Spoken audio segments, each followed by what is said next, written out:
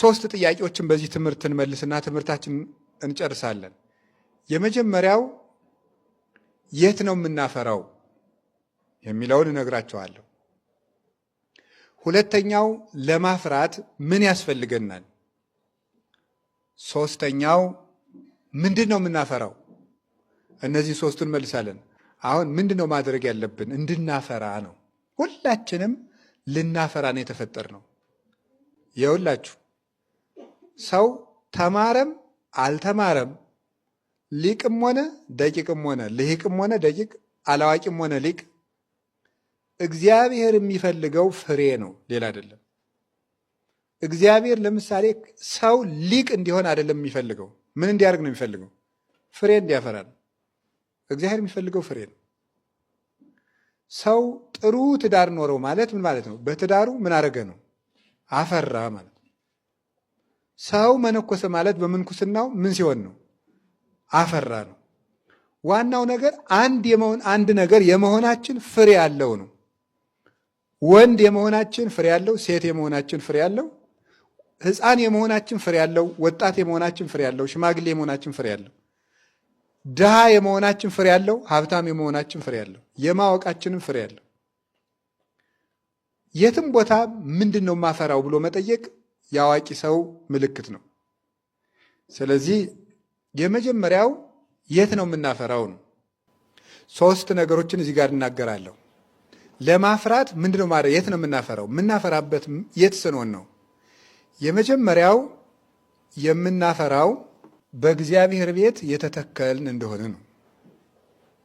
ጻድቅሰ ከመበቀልት ይፈሪ ወይበዝህ ከመዘግባ ዘሊባኖስ ካለ በኋላ ትኩላን እሙንቱ ውስተ ቤተ እግዚአብሔር ይላል። አንድ ሰው የሚያፈራው በእግዚአብሔር ቤት የተተከለ ሰው ያፈራል። እኛ የምናፈራበት ቦታ የእግዚአብሔር ቤት ነው። የእግዚአብሔር ቤት ሰው የሚያፈራበት ቦታ ነው። አንድ ሰው ከቤተ ክርስቲያን ተለይቶ ፍሬ ሊኖረው አይችልም በምንም ታምር። ቤተ ክርስቲያን እየቀረ 10,000 ስግደት ከሚሰግድ ሰው ቤተ ክርስቲያን እየሄደ ምንም የማይሰግድ ሰው ይሻላል። ቤተ ክርስቲያንን አልባ ፍሬ የለም። ሰው ያለ ቤተ ክርስቲያን አያፈራም።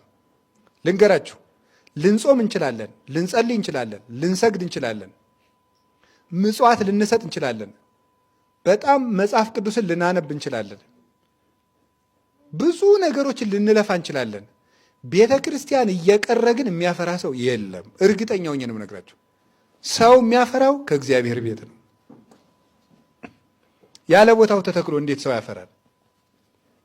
እና ምንድን ያላቸው ቅድም ያልኳችሁ ማቴዎስ ወንጌል ምዕራፍ 24 ላይ ስራ ፈታችሁ እዚህ የቆማችሁ ለምንድን ነው? ሂዱና በወይኔ ቦታ ስሩ ነው። የወይኔ ቦታ ያላት ማን ነው? ቤተ ክርስቲያን ነው። ቤተ ክርስቲያን ውስጥ ቤተ ክርስቲያን ይኸው ታምረ ኢየሱስ ስታነቡ ሰምታችሁ ይሆናል ወይ ሲነበብ ሰምታችሁ ይሆናል። ምን ይላል?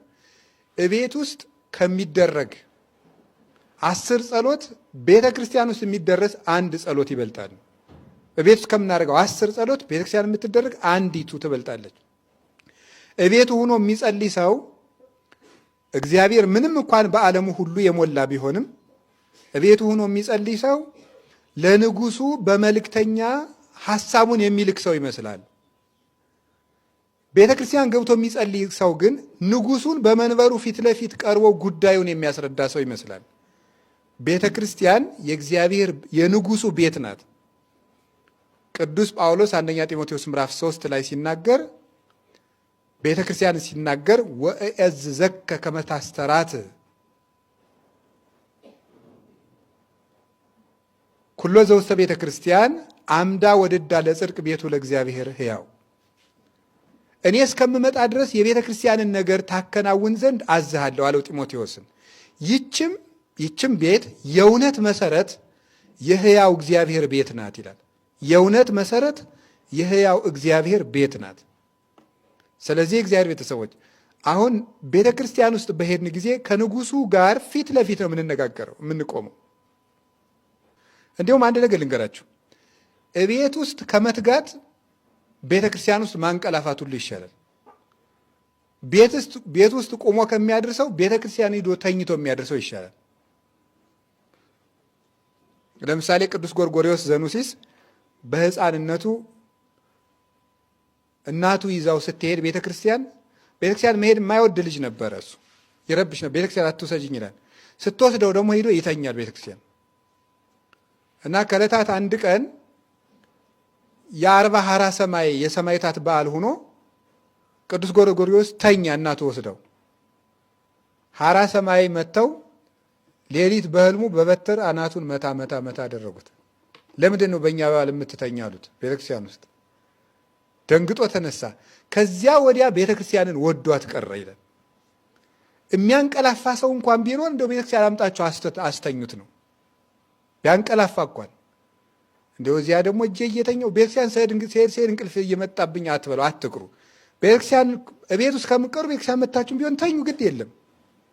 የእግዚአብሔር ቤት ስለሆነች ማለት የአባታችን ቤት ስለሆነ ደግሞ የምንስተካከልበት ሜዳ እንጂ ፍጹማን ሆነን የተሰበሰብንበት አይደለም። አንዳንድ ዛፎች ተተክለው ያፈራሉ። አንዳንድ ዛፎች ረግረግ አካባቢ ወድቀው የሚያፈሩም አሉ። እግዚአብሔር ቤት ውስጥ ተተክለን ብቻ ሳይሆን ወድቀን ብንኖር እንኳን እናፈራለን። ሁለተኛ እንድናፈራ ምንድን ነው ማድረግ ያለብን? ከውሃ ዳር መተከል ያስፈልገናል። ከውሃ ዳር መተከል የቅዱስ ዳዊትን ቃል ነው እዚህ የማመጣው። መዝሙረ ዳዊት መዝሙር 1 ቁጥር 3 ላይ የእግዚአብሔርን ቃል በሌሊትና በቀን የሚያነብሰው ከውሃ ዳር እንደተተከለች ፍሬንም በየጊዜዋ እንደምትሰጥ ቅጠሏም እንደማይጠወልግ ዛፍ ይሆናል። ስለዚህ እግዚአብሔር ቤተሰቦች ፍሬ እንዲኖረን ምንድን አለ? ውሃ አልባ የምታፈራ ዛፍ እንደሌለች የእግዚአብሔር ቃል ፍሬ እንዲኖረን ያደርጋል። ፍሬ ግድ የላችሁም። እኔ አሁን እዚህ ማደንቃቸው በጣም ብዙ ሰዎች አሉ። ይገርማቸዋል። ከእናቶችም ከአባቶችም ሽማግሌ ሆነው የሚማሩት በጣም ነው የሚገርመኝ። ሕያው እግዚአብሔር ምስክሬ ነው። አሁን ቃሉን መቼ ሸምድጄን ምን እኔ እጄ ልሰብከው ነው ምናምን አለማለታቸው አይገርማችሁም ወይ? በጣም ነው የሚገርመው። ይኸው ፍሬ ያለው ሰው እንደዚህ ነው። ይሄንን ቃል አሁን እዚህ የሚማሩትን ላይሸመድዱት ይችላሉ፣ ላይዙት ይችላሉ። የእግዚአብሔር ቃል ግን መረጃ ብቻ ሳይሆን ሕይወት ነው።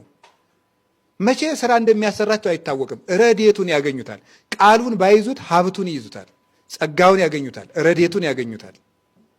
ምን ይላል መሰላችሁ? አንዳንድ ሰው አይ እንዲሁ ድከሙ ብሏቸው ነው ሰው አይለወጥም ይላል። እንዲሁ በጣም እንደዚህ አይነት ትዕቢት ታይቶ አይታወቅም። አለመለወጡ እናንተ እንዲሁ በምን ነው የምታውቁት? እንዲሁ እና የእግዚአብሔር ቃል የሚሰራ ነው የሚለው። የእግዚአብሔር ቃል ከተጣበቅንበት ነገር ቆርጦ መጣል ይችላል። ያሰረንን ነገር መቁረጥ ይችላል። ይሄ መቼ ነው የሚቆረጠው? ስንሰማ እሱ ባለው ቀን። አንድ ቀን እግዚአብሔር በቸርነቱ በነካን ቀን፣ በጎበኘን ጊዜ፣ ልባችን አንድ ቀን በተከፈተ ጊዜ እንደ ሊልያ አንድ ቀን እግዚአብሔር ቆርጦ ይጥልልናል ማሰሪያዎቻችንን። ተስፋ ሳንቆርጥ ዝም ብለን እንስማ ነው። ስለ ሐሜት ተምረን ልናማ እንችላለን። ስለ ውሸት ተምረን ልንዋሽ እንችላለን። ስለ ዋሸን ግን መማር አናቆምም። እየተማርን እናቆማለን እንጂ የእግዚአብሔር ቃል የቱንም ያህል እንኳን በድክመት ቢነገር ኃይሉ ግን ከአለት የበረታ ከመዶሻም ይልቅ የጸና ነው። ያቺ ቃል ናት አሳ ይጎትት የነበረውን ተራ ገበሬ ቀዳሚሁ ቃል እስከ ማለት ድረስ ያሳደገችው። የእግዚአብሔር ቃል ወተት ነው፣ ያሳድጋል። እውነቴን ነው የምነግራችሁ። እና ከዚህ የተነሳ መስማቱን አታስታጉሉ። ሁልጊዜ ስሙ፣ አትሰልቹ። ባትለወጡም ዝም ብላችሁ ስሙ።